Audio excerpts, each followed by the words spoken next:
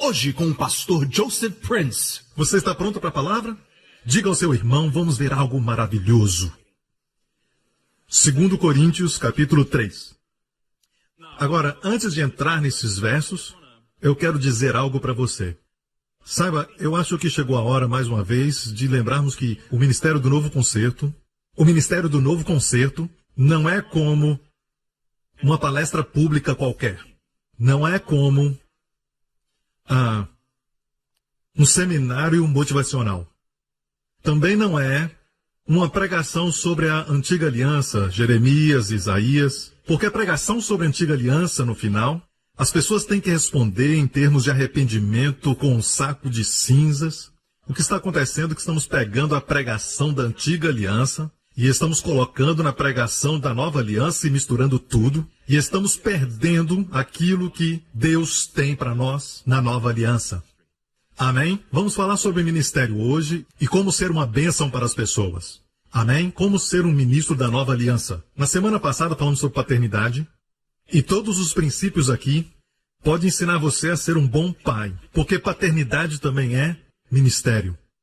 Posso ouvir um amém? Esses princípios não são somente para pastores, para trabalhadores na obra, para missionários, para pessoas que estão no campo. Não, é para todas as áreas. Se você é um homem de negócios ou um professor, você está ministrando o tempo todo.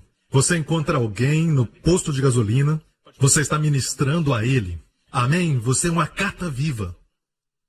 Eles não leem a Bíblia, nós lemos. Eles nos leem. Nós somos a carta viva.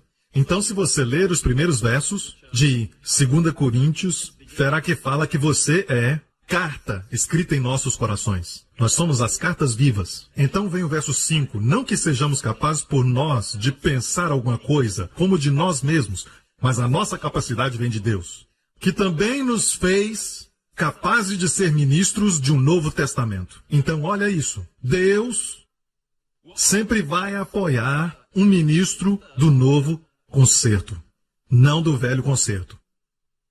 Veja que a suficiência de Deus é para nos tornar capazes de sermos ministros do novo concerto. Não existe provisão se você é um ministro do antigo concerto ou uma mistura. Ok? Não há provisão de Deus para você. Deus não vai te apoiar. Ok? Deus só torna capazes os ministros do novo concerto. Porque o antigo concerto é da letra. O novo concerto não é da letra, mas do Espírito. Porque a letra mata, mas o Espírito vivifica. Amém?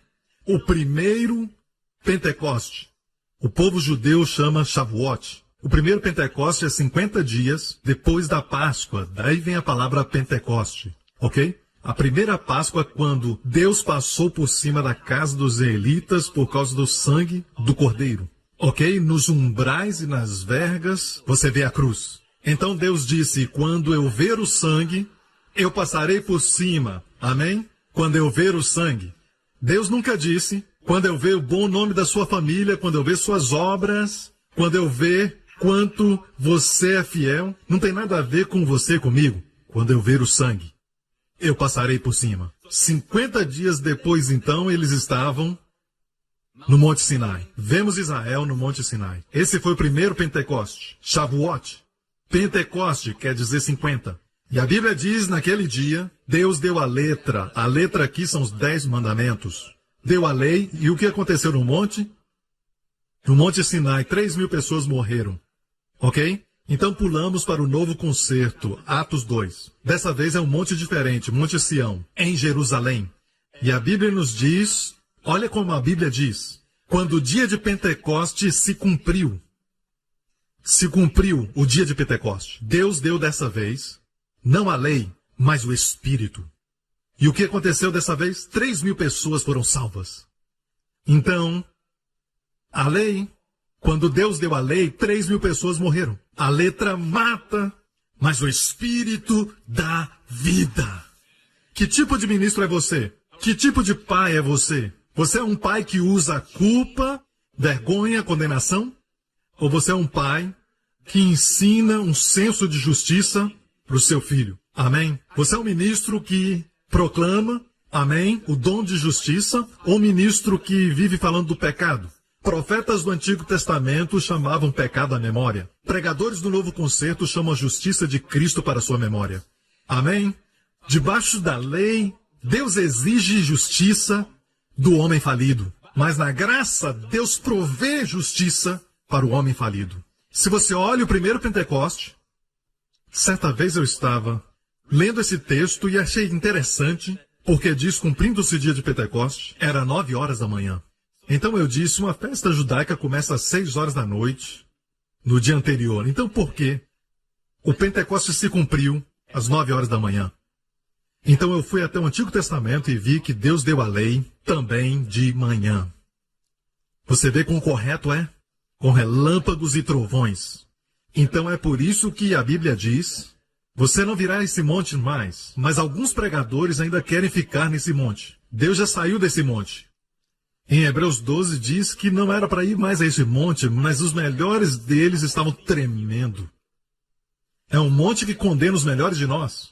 Chegamos ao Monte Sião, onde existe um Deus vivo ali, Jesus, o sangue da aspersão, uma quantia inumerável de anjos ali, todos no Monte Sião. Agora vamos até o verso 7. E se o ministério da morte, gravado com letras em pedras, veio em glória, de maneira que os filhos de Israel não podiam fitar os olhos da face de Moisés, por causa da glória do seu rosto, a qual era transitória, como não será de maior glória o ministério do Espírito? Agora, pastor, você está falando sobre não estarmos debaixo da lei, mas a graça. Você não sabe que a lei que está falando aqui é a lei cerimonial? Ah, é? Já escutei pregadores falarem sobre a graça, ensinarem sobre ela, e eles não falam sobre os 10 mandamentos. É como um tabu, ninguém pode tocar. E eu sei como o diabo faz as pessoas ficarem com medo disso. E tudo que eles falam é legalismo, legalismo. Eles usam essa palavra legalismo, ok? Mas a Bíblia é muito clara. O ministério da morte está gravado com letras em pedras. A lei cerimonial nunca foi escrita em pedras. Foi escrita em pergaminhos, em rolos. As 7 festas de Israel nunca foram escritas em pedras. O sacrifício de animais nunca foi escrito em pedras. A única parte da lei que foi escrita pelas próprias mãos de Deus, escrita em pedras, foram os 10 mandamentos. Você está comigo? E Deus chama de ministério da morte. Deus chama o quê? O ministério da morte. Ou seja, ministra a morte. E alguns pastores têm série de mensagens nos 10 mandamentos todo domingo, matando devagar. Então o que acontece é isso. Deus não deu a lei para tirar o melhor de nós. Deus não deu a lei para isso, porque a lei não é conhecimento de justiça, mas o conhecimento de pecado, não de Deus. Amém? Pela lei vem o conhecimento do pecado, e então vai mostrar o seu pecado, e Deus fez para isso mesmo. Amém? Foi feita por Deus para trazer o pecado, para que todos se calem e todos sejam culpados, até mesmo o crente, quando ele se submete à lei. Amém? Então aqui está claro, o ministério da morte escrito em pedras. E eu me lembro quando Deus falou comigo muitos anos atrás. Alguns já ouviram falar sobre isso, mas todas as vezes que penso nisso, tem uma revelação nova. Sabe, Deus falou comigo, ninguém morreu antes de Sinai. Do Egito ao Sinai, ninguém morreu. Então eu fui na Bíblia para verificar, e eu fui, querendo provar que Deus estava errado, e olhei, e vi que nenhum deles morreu, mesmo murmurando, do Egito ao Sinai. Quantos sabem que murmurar é pecado? Murmurar é pecado. Nós diferenciamos, Deus não. E eles pecaram na margem do Mar Vermelho, eles pecaram quando viram as águas se tornarem amargas, eles pecaram quando não tinha comida, eles pecaram quando não tinha água, mas ninguém morreu, nenhum dos 3 milhões morreu. Nem um. Mas aos pés do Monte Sinai, quando disseram que tudo que Deus mandar, faremos, estavam dizendo, não nos abençoe por causa da nossa bondade, quer dizer, da sua bondade, porque você precisa entender que Deus os tirou por causa da sua bondade, não da deles, da sua fidelidade, não da deles. Sua aliança com Abraão, aliança de graça, não a que veio pela lei, não havia sido dada. É tudo pela graça. Se eles tivessem dito, Senhor, tua graça nos trouxe aqui, tua graça vai nos levar. Se eles falassem isso, a graça ia transformá-los. A graça não vai só te tirar do Egito, mas vai te transformar de dentro para fora. Não é mudança de comportamento, é transformação de coração. Amém? Então, no monte eles disseram, de agora em diante, tudo que o Senhor falar nós vamos fazer. Ou seja, não nos abençoe segundo a sua bondade, mas segundo a nossa obediência. Amém? Nos liberte conforme a nossa obediência. Mais para frente Deus diz, não se aproxime da montanha. Se até um animal tocar essa montanha, será morto com um dardo. Eu estava lendo isso um dia e o Espírito Santo então me falou, é daí que os dardos inflamados vêm. A montanha estava em fogo, o Monte Sinai. E todos que tocam no Monte Sinai hoje, dardos inflamados são lançados. Dardos que vêm a você e dizem, você fez isso errado, você fez aquilo errado, acusar, acusar, acusar. Isso não é o Espírito Santo, sim o acusador. Você começa a orar pelo enfermo, você começa a pregar, você começa a abençoar, ou começa a falar com alguém sobre Jesus, o acusador vem. Lembra o que você fez? Você tocou o Monte Sinai, se submeteu à lei. Você se julga baseado na sua bondade, na sua fidelidade, e não olha para Jesus e diz, vai julgá-lo, diabo. Como ele é, eu sou. A Bíblia não diz que você é como você é, mas como Jesus é, você é. Amém? Como Jesus é, assim somos nós neste mundo. E a Espanha vencerá. Amém? Então, no próximo capítulo, Deus então dá o ministério da morte. Ok? Deus diz ok. O momento que eles dizem tudo que Deus mandar, vamos fazer. Não se aproximem, Deus diz. Deus nunca disse não se aproximem quando eles saíram do Egito. Ele nunca disse não se aproximem quando andou com eles na coluna de nuvem. Ele nunca disse não se aproximem até o momento em que eles se orgulharam na sua própria justiça. Que é a raiz de todo pecado. Quando Adão quis ser como Deus baseado nos seus esforços. Quando Deus havia dito, você é feito na minha imagem. Descanse. Você não precisa fazer para ser. Maior mentira. Você tem que fazer para ser. Você está me ouvindo? Então venha, Dan, fique em pé aqui. Olha para mim, fica ali. Ok? Dan é um ponto. Ok? Veja, esse é um ponto de partida. O ponto de partida do cristão em Colossenses. Você é completo em Cristo. Você me ouve? Você é completo em Cristo. Até mesmo uma criança que tem 1 minuto de salvação em Cristo é completo em Cristo. Você me ouve? Esse é o ponto de partida. Você precisa saber que você é completo em Cristo. Não precisa acrescentar nada. Amém? A lei é para os servos. A graça para os filhos. Não precisa acrescentar nada e voltar para a lei. Amém? Você é completo em Cristo. O que está acontecendo é que nós pegamos o ponto de partida e fazemos dele o ponto final. Ok? Então dizemos, o nosso tipo de cristianismo hoje é assim, faça o seu melhor. Aguenta, irmão. Ok? Ore muito. Jejue mais. Ok? Um dia desses você vai chegar ao lugar da plenitude em Cristo. Trocamos o que Deus fez como ponto de partida em ponto final. Quando Deus diz que você começa na plenitude em Cristo, mas você sai dessa plenitude. Amém? Você está sentado com Cristo e como você anda como crente é como você se senta. A primeira parte de Efésios é sentar. A metade de Efésios é andar. A última parte de Efésios, do livro de Efésios, é ficar em pé. Da maneira que você anda nessa terra, segundo a sua vocação em Cristo, do jeito que você anda, como ama a sua esposa, como se submete aos pais, como você anda, é como você se senta. Na obra completa, você deve saber que você é completo em Cristo, você é abençoado com todas as bênçãos, todos os seus pecados são perdoados de acordo com a graça de Deus. E então, você não anda como você andava. Você não anda para ser, você já se tornou.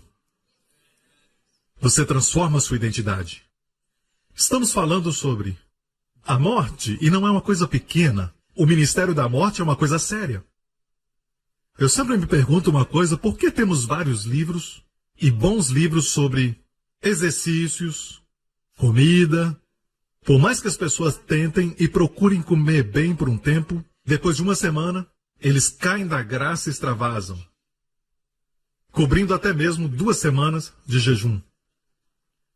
Por quê? É o efeito da lei. Você está comigo?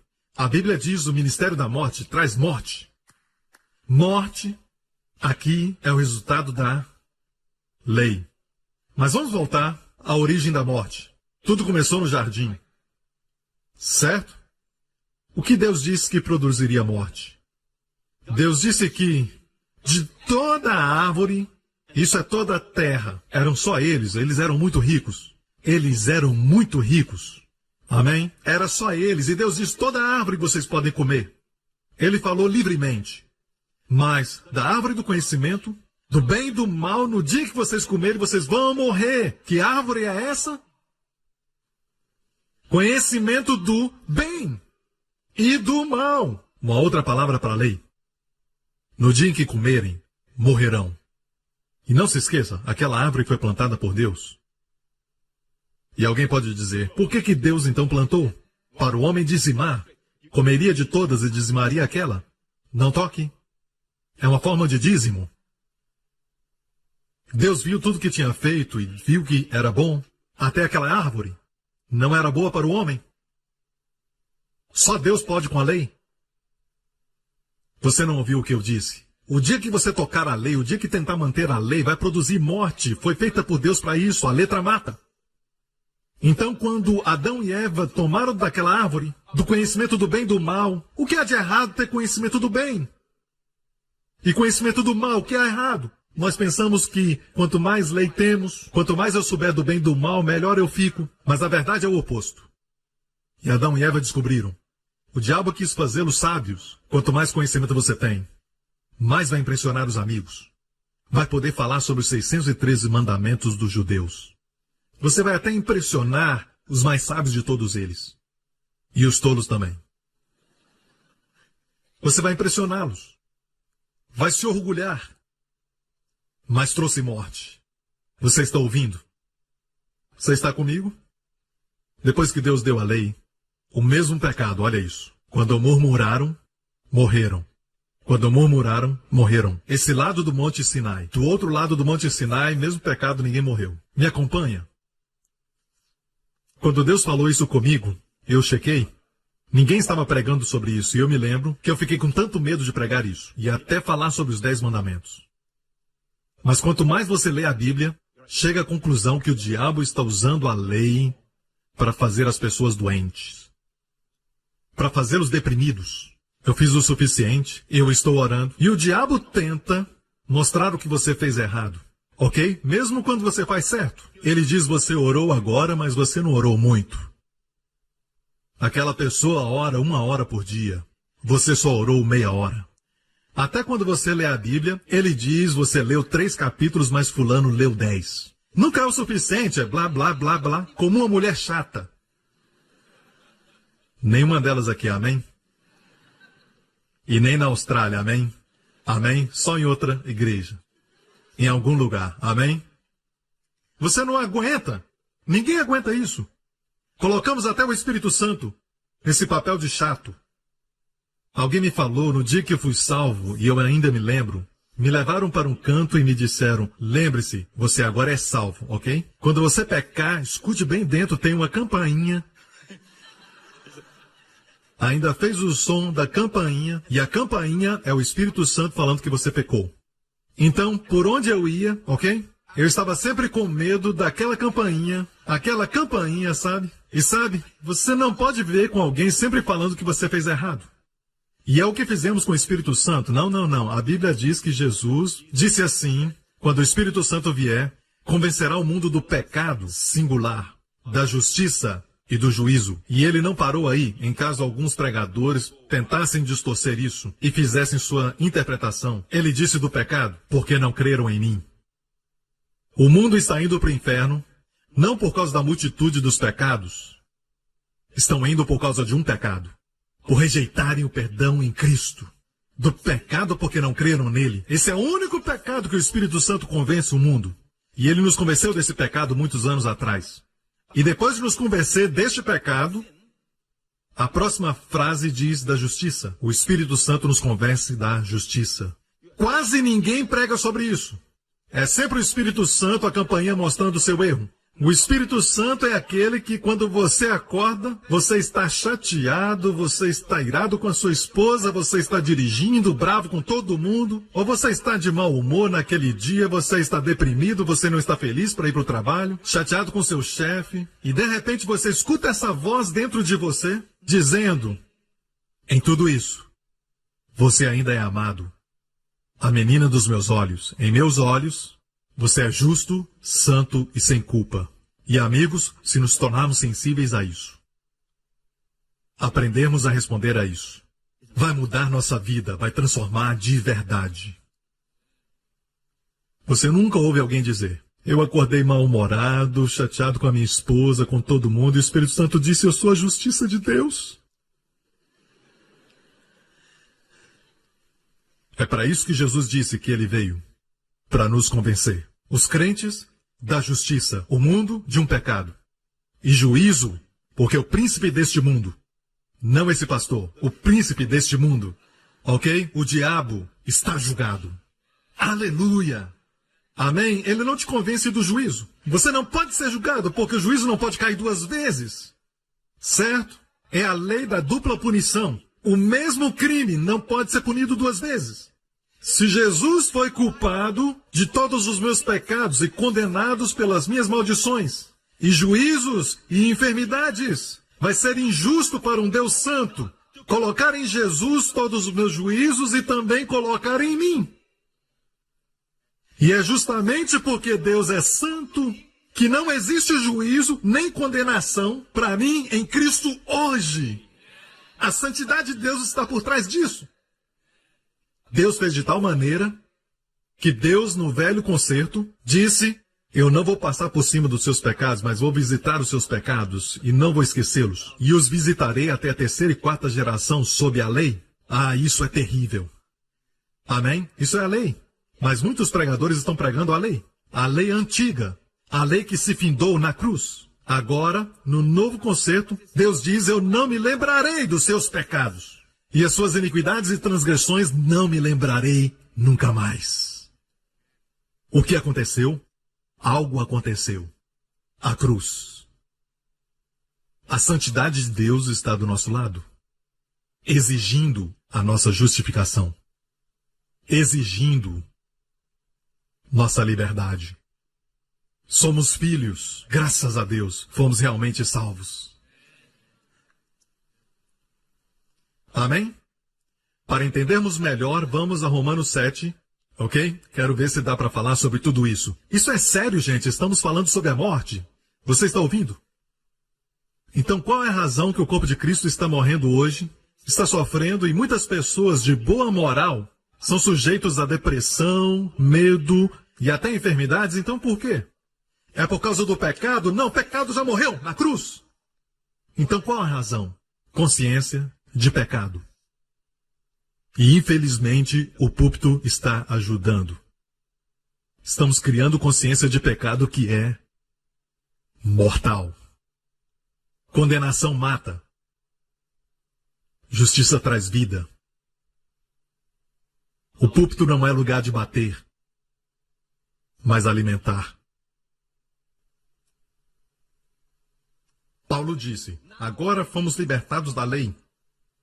Que lei é essa? Cerimonial ou os 10 mandamentos? Vamos ver. Tendo morrido, qualquer que tenha sido essa lei, fomos libertados dela. Temos morrido para aquilo que estávamos retidos, para que sirvamos em novidade de espírito e não na velhice da letra. O mesmo autor, o espírito da vida, a letra mata. Ele está falando de lei e graça. Agora servimos no novo espírito. Estamos servindo. Eu gosto da amplificada porque diz que estamos servindo baseados na direção do espírito. E não pela lei. Você está comigo? Que diremos, pois? É a lei pecado? De modo nenhum. Mas eu não conheci o pecado, senão pela lei. Porque eu não conheceria a concupiscência se a lei não dissesse. Não cobiçarás. Então, no contexto geral, o que ele está falando? Ele está falando dos 10 mandamentos. Ele está dizendo, eu nunca saberia sobre lascívia.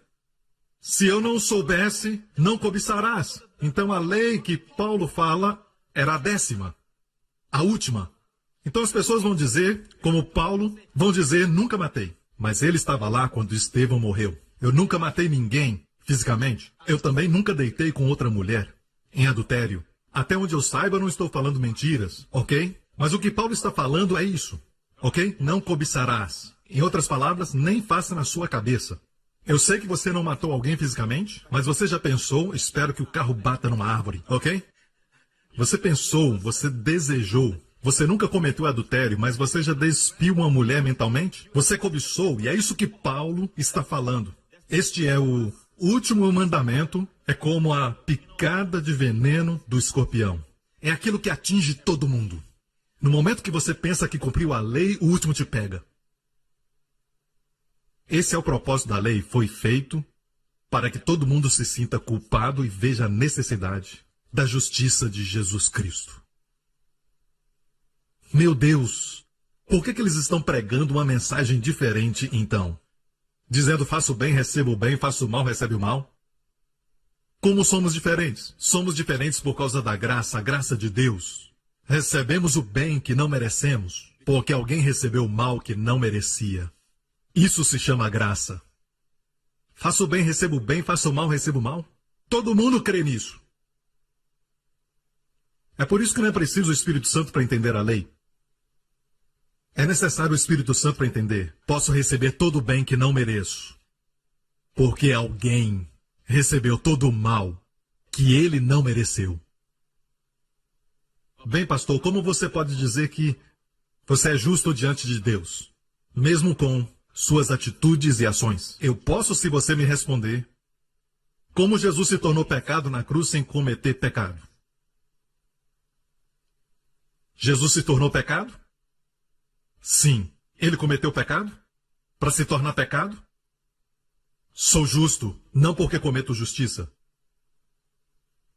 Ele tomou meu pecado, eu recebo sua justiça. Ele não cometeu pecado, eu não fiz justiça. Deus o tratou como se ele fosse maldição, ok? Ele recebeu meu pecado. Hoje eu recebo sua justiça e Deus me trata como se eu fosse a melhor pessoa do mundo. Ele clamou, meu Deus, a primeira vez que ele clamou essas palavras, ele sempre dizia meu pai, nunca falava meu Deus. Você vê a vida de Jesus, ele nunca falou meu Deus. Mas na cruz ele clamou pela primeira vez, Eli, Eli, meu Deus, para que possamos gritar, meu Pai, meu Pai. Por que me desamparaste, ele disse, para que possamos dizer, por que me abençoaste? Haha! Essa é a vida de graça. E no momento que esquecemos disso, nós voltamos ao faço bem, recebo bem, faço mal, recebo mal. Caímos da graça. Para cair de algum lugar, precisamos estar no alto.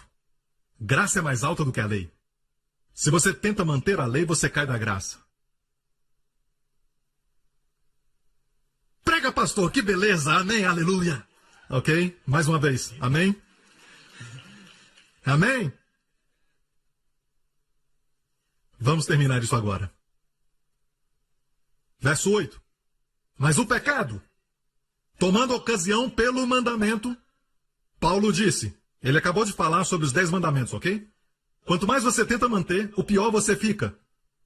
Israel, cheio de boas intenções, para todos os intentos e propósitos, eles queriam manter a lei. Quando falaram para Deus tudo que Deus mandava vamos fazer, isso era orgulho. Deveriam ter dito, por favor, o Senhor nos trouxe do Egito pela graça, nos leva pela sua graça à terra que mana leite e mel. E Deus teria feito, mas eles se exaltaram. E Deus disse, abençoarei vocês se vocês manterem os 10. Mas escutem, se quebrarem um, serão culpados de todos. E a maldição virá. Por isso a humanidade passa mais tempo do lado da maldição. Até que Cristo veio e nos remiu da maldição da lei. Amém, igreja? Então, quando eles se colocaram sob a lei ela foi feita para ativar a carne. E aí eles fizeram o bezerro de ouro. A primeira coisa que a lei diz não faça. Não tem outros deuses, eles fazem o bezerro. E eles até o adoraram. As mesmas pessoas que uns dias atrás diziam, vamos fazer tudo que Deus mandar. Eu sou a favor da santidade, você entende? O que nos diferencia de muitas pessoas é de como chegar de lá até aqui. Eu creio que é só pela graça, não pela lei. A lei piora tudo. Eu sou pela lei, pela razão pela qual Deus deu a lei. E Deus nunca deu a lei para justificar o homem. Ele deu a lei para que todos se sintam culpados. Vai mostrar o seu pecado. Então vamos voltar para Paulo. O pecado, tomando ocasião pelo mandamento, operou em mim toda concupiscência, todo tipo de lascívia, todo tipo de cobiça. Ele acabou de falar, eu tentei o melhor para evitar a lascívia, para não cobiçar, mas por mais que tentei, o pecado é como lenha na fogueira.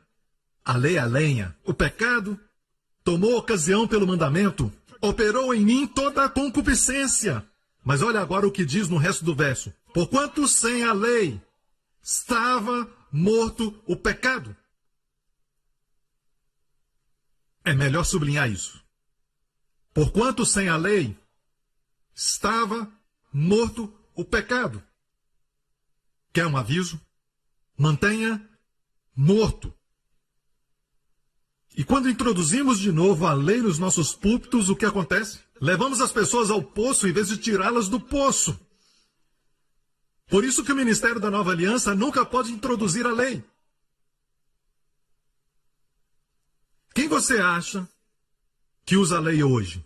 Quem você acha transformou a si mesmo como anjo de luz, cujos ministros são ministros de acordo com as obras e não a justiça? Quem você acha que está fazendo isso? Ok? Quem você acha que é? Que quer que a lei volte? É o diabo, lógico, porque ele é o acusador. Eu quero dizer algo para vocês. Vejam, o espírito da vida é de Deus, certo? Mas não esqueça, dispensações diferentes. Até a letra que mata é de Deus. O diabo não tem poder para matar, nem um anjo tem poder para matar. Até no Antigo Testamento, quando o anjo destrói, ele usa a espada de Deus. Só Deus tem poder para destruir. Está me ouvindo? Satanás, ele mesmo, e falamos, o diabo mata as pessoas, mas de onde vem esse poder? Ele mesmo é um anjo caído. Então, a autoridade para matar está na letra que mata, a lei. Por isso o diabo usa a lei. Você sabia que o diabo em hebraico é chamado Hassatan, que quer dizer um advogado de acusação? Ele é perito na lei. Se você usa a lei certo, ele vai te pegar. Porque a lei sempre aponta para você. A graça aponta para Jesus. Amo o meu trabalho. Eu só aponto para Jesus. Amém? Veja isso. Colossenses 2, verso 13. Quando estáveis mortos no pecado e na incircuncisão da vossa carne, vos vivificou juntamente com ele, perdoando-vos todas as ofensas. Não se esqueça que Deus não perdoa só de 1954 até o ano de 2010. Todos os pecados passados estão perdoados. Não, Deus perdoa toda a sua vida. Toda a sua vida de pecado foi colocada em Cristo. Todos os seus pecados estão perdoados. Tendo perdoado está no passado, tendo perdoado todos os pecados. Você vê? Amém? Havendo riscado a cédula que era contra nós nas suas ordenanças. Então o que Deus fez? Tendo riscado toda a cédula que era contra nós. Interessante, toda a cédula que era contra nós. Ou era contrária a nós. Deus a tirou do meio de nós, cravando-a na cruz. Não somente Deus cravou os nossos pecados na cruz. A Bíblia diz, ele cravou a cédula que era contra nós. No grego a palavra dogma. De onde vem a palavra dogmático, a lei? Deus cravou a cédula. De quem era a cédula? Do próprio Deus. Deus pode cravar sua própria cédula. Deus a cravou na cruz. Você está ouvindo? Deus a tirou do nosso caminho. A lei foi cravada na cruz. Por quê? Próximo verso. Despojando principados e potestades, os expôs publicamente. E deles triunfou em si mesmo, tendo desarmado o diabo e todos os principados e potestades. Olha a palavra desarmado. Quer dizer então que o diabo tinha armas. Ele tinha uma arma. Dentro do contexto, o que você acha que a arma era? A lei. Ele usa a lei e diz, tenta manter a lei, vai te manter santo, vai trazer muitas bênçãos. Ao invés de dizer, sou abençoado em Cristo. Amém? Vai lá, tenta manter a lei. E por mais que você tente, você falha. Ele conhece a lei. E quando você erra, ele te bate na cabeça. Olha para você, se chama um crente. Se chama um pastor. Se chama um príncipe. Não ria de mim, ria de si mesmo. Você nunca passou por isso? Amém? Então aqui, desarmado. Mas o que está acontecendo? Nós estamos colocando de volta, nas mãos do diabo, a lei para ferir as pessoas, para matar as pessoas. Porque pela lei sabemos do pecado, a lei nos lembra do pecado.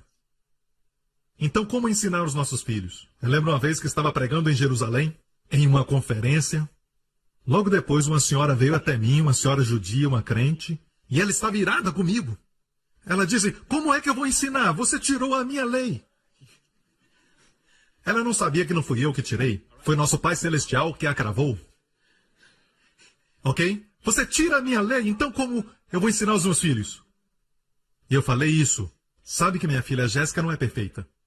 Ok? Mas a Jéssica honra os seus pais. A Jéssica, ela pede permissão para fazer algo. A Jéssica é muito educada. Sempre quando faço algo em casa, ela sempre diz obrigado. Eu falei algumas semanas atrás, nós fomos a uma montanha-russa e eu odeio.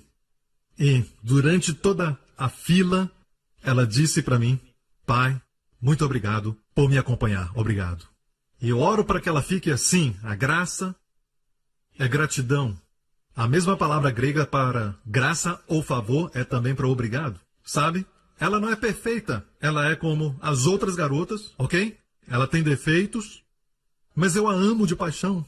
Muitas pessoas dizem que ela é muito bem comportada. Mas saiba de algo, eu falei para essa senhora, eu nunca ensinei os 10 mandamentos para ela. Quando ela erra, eu mostro a sua identidade. Porque você é uma garota de Jesus, você tem um grande coração. Você pode ser a primeira a perdoar porque você é de Jesus.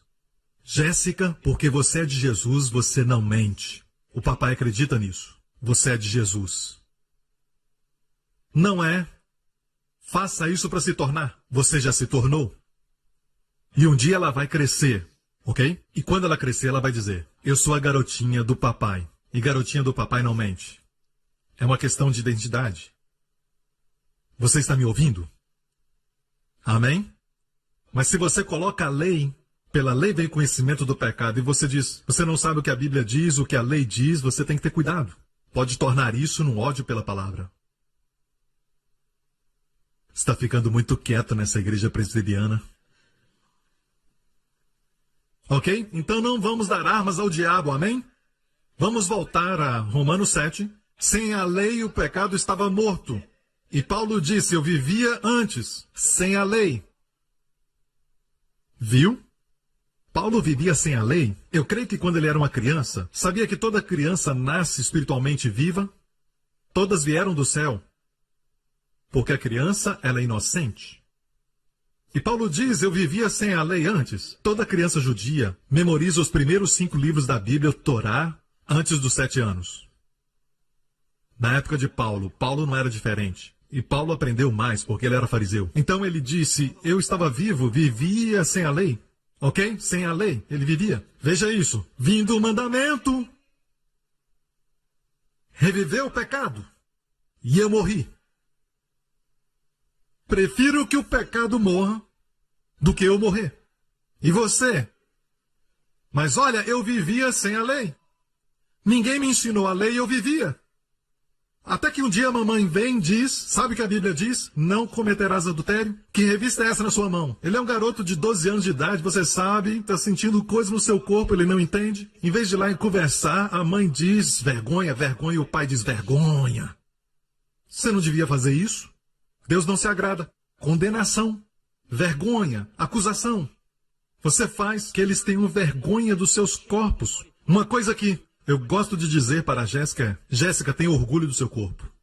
Não tenha vergonha do seu corpo. Você tem um corpo bonito. Amém?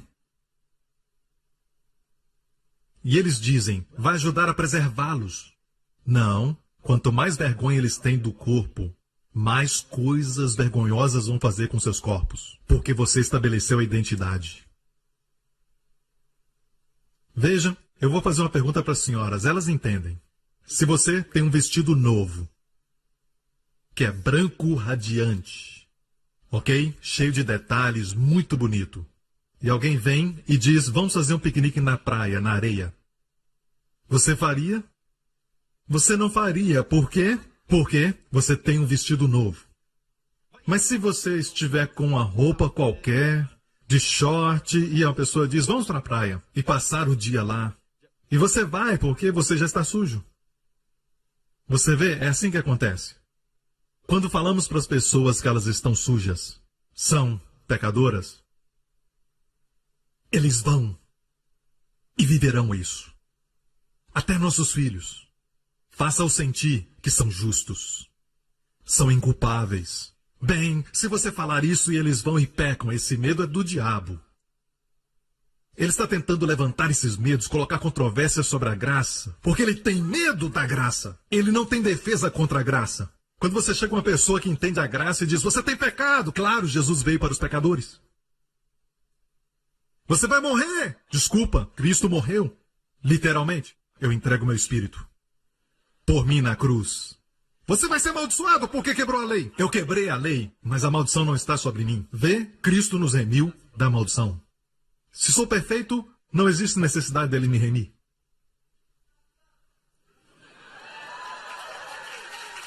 Amém? Glória a Deus. Você está comigo? É tudo sobre Jesus. Você não está feliz? É o que a Bíblia diz no Novo Testamento. A Bíblia é muito clara. Quando Jesus veio, o novo concerto não tinha começado ainda. Não foi com seu nascimento. Algumas pessoas acham que começou em Mateus capítulo 1. Eu sei que está escrito o Novo Testamento na sua Bíblia, mas o novo concerto começou no dia de Pentecoste. Quando Deus deu o Espírito, foi o nascimento da igreja. E é por isso que consideramos Pentecoste o dia do nascimento da igreja, a noiva de Cristo, amém? Então, nenhum dos discípulos era salvo. Eram discípulos, mas não eram salvos. Então, quando Jesus dizia, se um de vós vem até mim, tome a sua cruz, ele está dizendo, você tem que chegar a um lugar de uma nova identidade. Porque quando você toma a cruz, sua velha identidade está crucificada. Acabou, isso acontece uma vez por todas. Fomos crucificados, por isso que Paulo nunca diz, pegue a sua cruz. Na lei, Jesus dizia, vão somente as ovelhas perdidas da casa de Israel. Mas agora, depois de ressuscitar, ele disse, vão ao mundo. Quando ele pregava, às vezes, ele operava debaixo da lei, falando aos judeus. Ele falava coisas assim para os judeus, se você não perdoar, o seu pai não vai perdoar as suas transgressões. Mas olha o que Paulo diz em Colossenses e em Efésios. Perdoem uns aos outros, como Deus em Cristo perdoou vocês. O motivo é diferente. Na lei, perdoamos para sermos perdoados. E aí se torna uma roda viva. Quando você acabou de perdoar a 50ª pessoa, a 51ª aparece. E toda a razão pela qual Jesus falou isso é para trazer você ao fim de si mesmo. Mas olha aqui debaixo da graça, Paulo diz perdoe, porque você tem sido perdoado tanto. O motivo é diferente. Diferente concertos. Bem, eu acredito nas palavras em vermelho. Não era vermelho originalmente. Essas eram as palavras de Jesus antes de ser glorificado. As palavras de Paulo não são as palavras de Paulo nas epístolas, são as palavras do Cristo glorificado. Depois da cruz. Devemos gastar mais tempo nas epístolas e nos alimentar dos evangelhos. E nos alimentar de todo o Antigo Testamento também. Mas o Antigo Testamento não é faça e não faça para o crente, é a experiência da estrada de Emaús onde as coisas são expostas concernentes a Jesus. Seus dias nas sombras. Ele é a arca de Noé. Amém. Não existem janelas do lado, somente em cima. Deus não quer que você veja destruição no mundo. Deus quer que você olhe para cima. Amém. Tenho certeza que, quando o dilúvio ficou bem forte, Noé caiu. Mas ele sempre caía dentro da arca. Você está me ouvindo? Deixe-me dizer, você está seguro em Cristo. Dizemos que vida eterna é até o próximo pecado. A vida eterna é vida eterna, ou então vida eterna não é eterna. Bem, meu dom de justiça é até o próximo pecado. Ou é um dom, ou então é uma recompensa pela sua obediência. Qual é? Se é um dom, saiba que Adão fez todos de nós pecadores, nós não perdemos isso. Fazendo o bem. Como você pensa que nós perdemos a justiça em Cristo fazendo errado? Não é o que o último Adão fez muito mais do que o primeiro? Eu nem estou falando sobre muito mais, mas igualdade. Meu tempo já acabou. Você está comigo? Glória a Deus. Voltamos ao texto. O pecado reviveu e eu morri. Quer reviver os pecados, então traga os mandamentos. Este verso é memorizado no inferno por todos os aprendizes do diabo. Como trazer o avivamento de pecado no casamento? Amém? Em toda a igreja. Tem que reintroduzir a lei. E faz como anjo de luz. Então vamos voltar agora. Sem a lei, certo, eu vivia. Isso é muito interessante. Antes de voltarmos a 2 Coríntios 2, olha para mim. Você lembra o que a Bíblia diz em Romanos? Por causa do tempo eu não vou ler isso. Mas lembra, a Bíblia diz que de Adão até Moisés, Monte Sinai. Ok? O pecado estava no mundo. Mas o pecado não foi imposto onde não havia lei. A morte reinava, as pessoas morriam.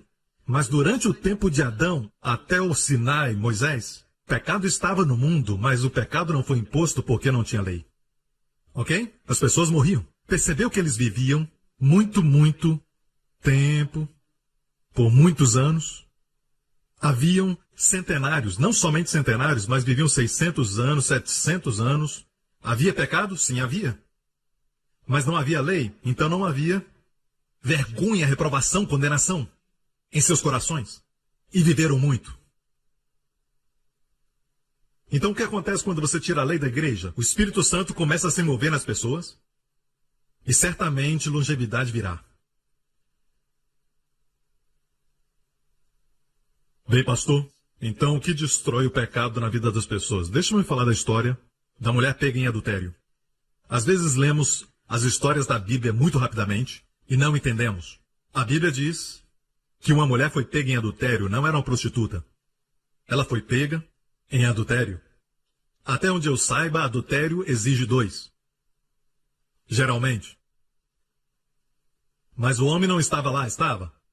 Eles a trouxeram a Jesus e os fariseus não queriam saber a respeito da mulher, não se importavam a respeito da lei de Moisés. Queriam pegar Jesus. Pegamos essa mulher no ato de adultério, rabino, e Moisés diz que ela deve ser apedrejada. O que você diz? Se Jesus falasse apedreja, todas as pessoas que ouviram falar da graça iam dizer, estamos confusos. Se ele dissesse, não apedreje, eles diriam, você está quebrando a lei. De qualquer forma, eles iam pegar Jesus. Mas a Bíblia diz que Jesus fez algo profundo. E por muitos anos eu não sabia por que ele fez o que ele fez. Ele abaixou e com seu dedo escreveu no chão. Certo? Isso não faz te lembrar de algo? Só quando eu fui a Israel eu percebi que Jesus estava ensinando aos arredores do templo. Certo? Lembra do filme A Paixão de Cristo? Eu amo aquela parte, mesmo que seja areia. Eu amo aquela parte quando ele coloca o seu dedo na areia e escreve. Eu amo essa parte. A parte que ele escreveu uma linha na areia, mas na verdade não era areia. Quando vamos a Israel, aos arredores do templo, são todos feitos de pedra. O lugar onde os rabinos ensinavam, até onde Jesus ensinava, tudo feito de pedra. Ok? Eu pedi um artista para desenhar isso. Chão de pedra. Em outras palavras, quando eles disseram, ela deve ser apedrejada, o que tu dizes? Jesus não falou nada, com seu dedo ele escreveu na pedra. O que isso fala para você? Você tem a ousadia de me falar sobre a lei. Eu sou aquele que escreveu a lei. E ele se levantou e falou logo, já que vocês se importam tanto com a lei, vou lhes dar a pureza da lei. Apedreje-a, aquele que está sem pecado. Entre vocês, lance a primeira pedra. Uau! Ele quebrou a lei? Não. Ele disse apedreja. Só que não tem pecado, atire a primeira pedra. Então, ele a protegeu? Oh, sim, lógico. Agora olha isso. Aquele que não tem pecado, o único que não tinha pecado ali era ele. Ele era o único que poderia apedrejá-la. Poderia, mas não fez. Eles fariam, mas não puderam. Amém? E agora ficaram só Jesus e a mulher. E ele se abaixou pela segunda vez e escreveu.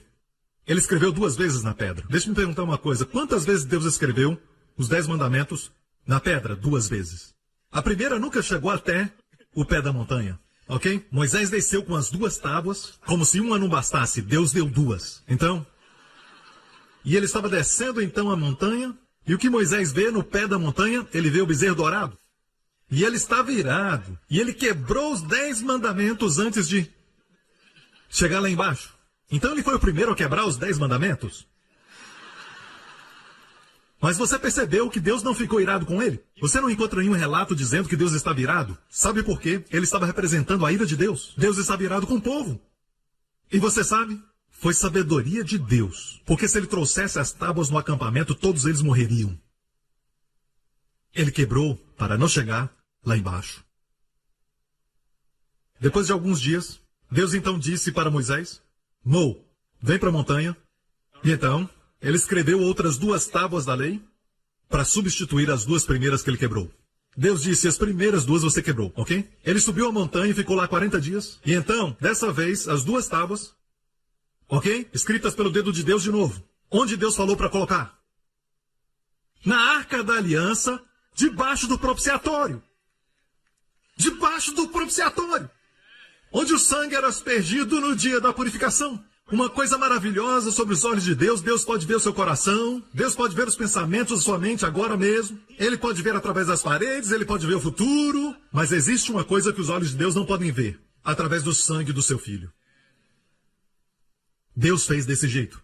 O sangue inocente deve estar no propiciatório. Quando Deus olha, ele não vê a lei quebrada.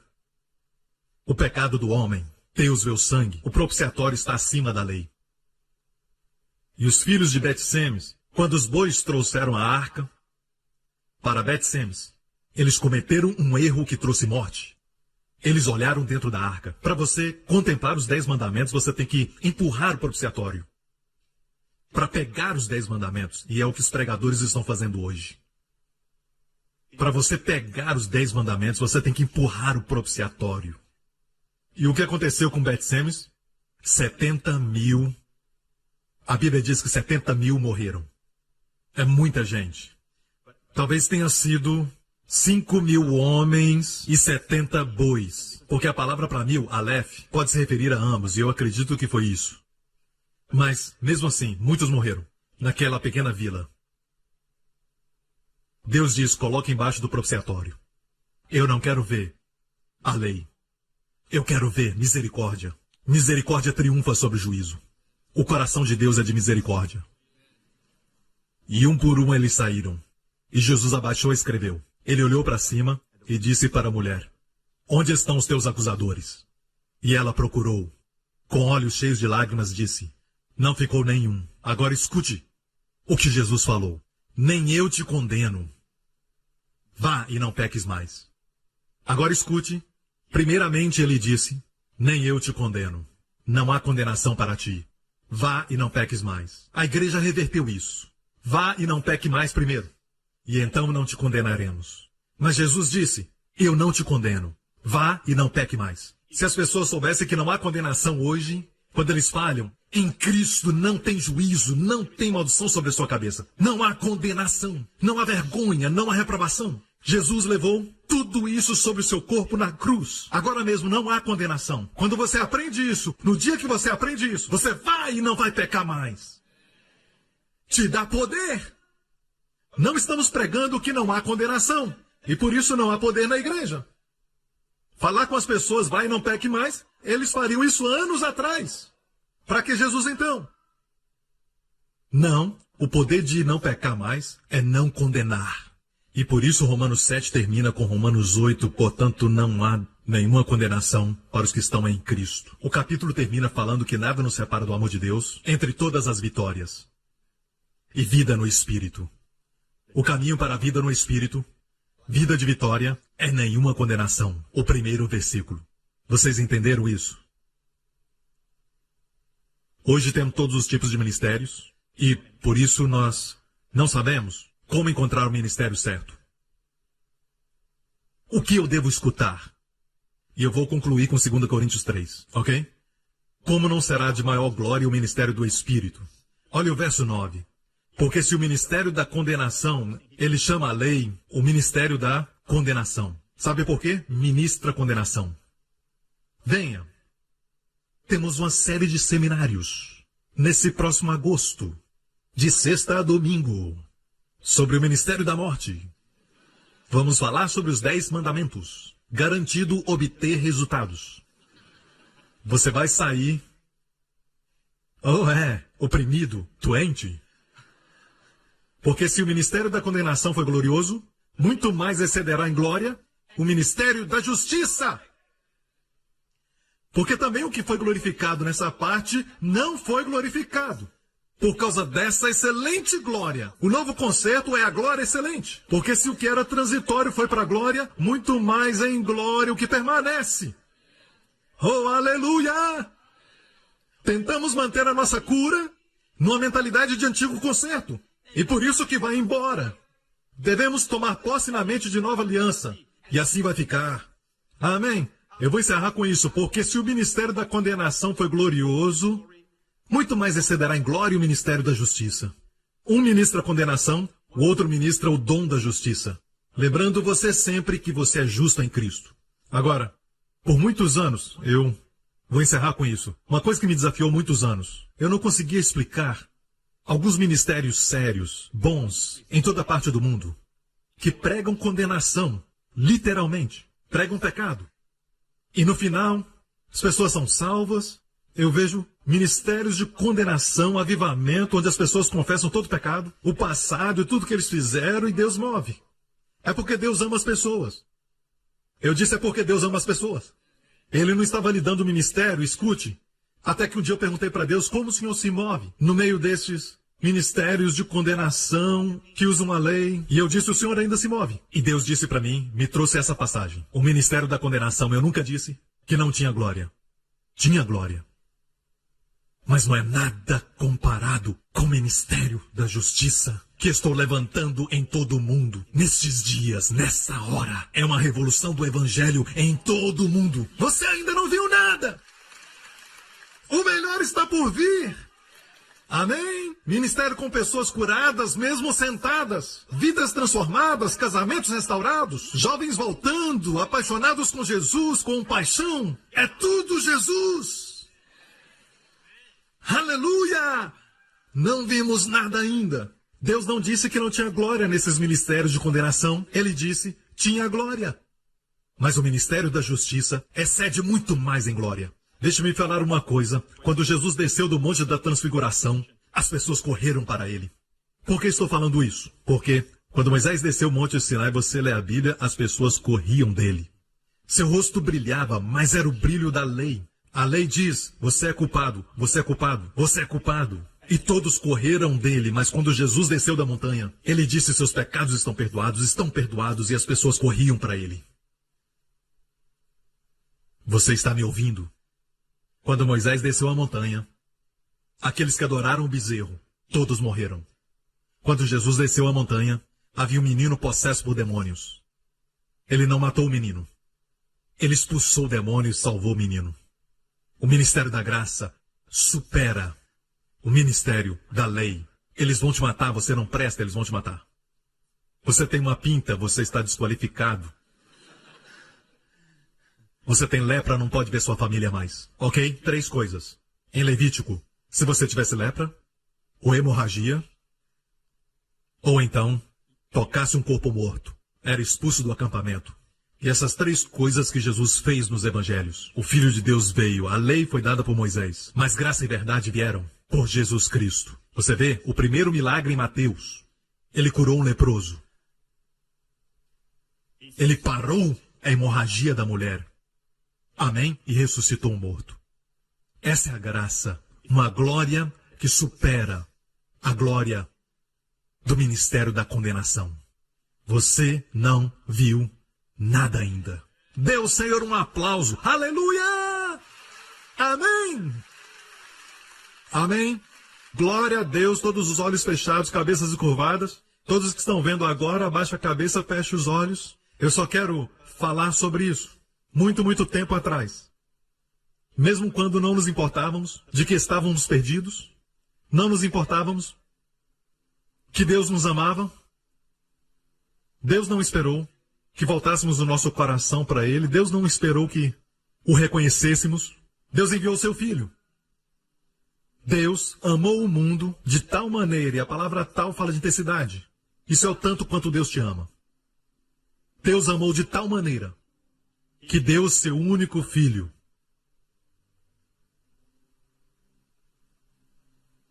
Seu único Filho, seu amado Filho. Sabemos hoje quanto Deus nos ama, porque a Bíblia diz que Deus amou seu Filho. Tanto, tanto, tanto. Jesus se apresentou aos fariseus e disse: meu Pai me ama. Meu Pai está sempre comigo. Sabemos que Deus nos ama por quê? Ele deu o seu Filho por nós, o Filho que Ele ama. E a Bíblia diz que Deus te ama, tanto quanto Ele ama Jesus. Jesus nos trouxe isso. Ele pagou o preço justo. Ele cumpriu totalmente toda a exigência divina da justiça de Deus. Ele glorificou a lei, morrendo debaixo do seu peso. Para nos remir dela, Ele teve que morrer sob ela. Para a mulher ir embora sem condenação, Jesus teve que pagar por isso. Ele teve que pagar para que nós vivamos sem condenação. Então Ele foi condenado no nosso lugar. Oh, aleluia! Adoramos a Ti, Senhor Jesus. Se você quer que isso seja realidade na sua vida, onde você está assistindo, você quer que isso seja realidade? Você quer experimentar vida abundante, meu amigo? Ele não veio transformar pessoas más em boas. Ele veio fazer pessoas mortas viver. Nosso problema é que estávamos mortos espiritualmente. E Ele veio nos ressuscitar. Espiritualmente, Ele vai te ressuscitar. Vai te dar vida. Ele não veio para te dar mais lei, Ele veio te dar vida. E vida abundante. E você diz: pastor, ore por mim. Eu quero que Jesus Cristo seja o meu Salvador. Eu quero que tudo que Ele fez por mim se torne realidade. Meu amigo, o mesmo sangue que remove os seus pecados rasgou o véu no Santo dos Santos para você entrar com ousadia, sem nenhum tipo de medo ou condenação. E o Pai diz: bem-vindo, bem-vindo. Amigo, corra para os braços de Deus. Se você está dizendo: pastor, eu quero essa vida abundante, faça essa oração aonde você estiver. Diga: Pai Celestial, Pai Celestial, te agradeço pelo seu amor por mim. O Senhor me amou antes de te conhecer e enviou o teu Filho para morrer pelos meus pecados. Seu sangue precioso foi derramado, me limpando completamente, mais alvo do que a neve. O Senhor me levantou da morte para uma vida eterna. Jesus Cristo é meu Senhor e Salvador. E eu sou justo, santo e inculpável pelo sangue de Jesus. Obrigado, Pai, que aos teus olhos eu sou justo para sempre, porque Jesus trouxe justiça eterna. Em nome de Jesus. E todo o povo diga: obrigado por sintonizar no programa de hoje. Esperamos que tenha sido uma bênção para a sua vida. Para mais informações sobre o programa da Igreja New Creation, acesse o site ncctv.org.sg.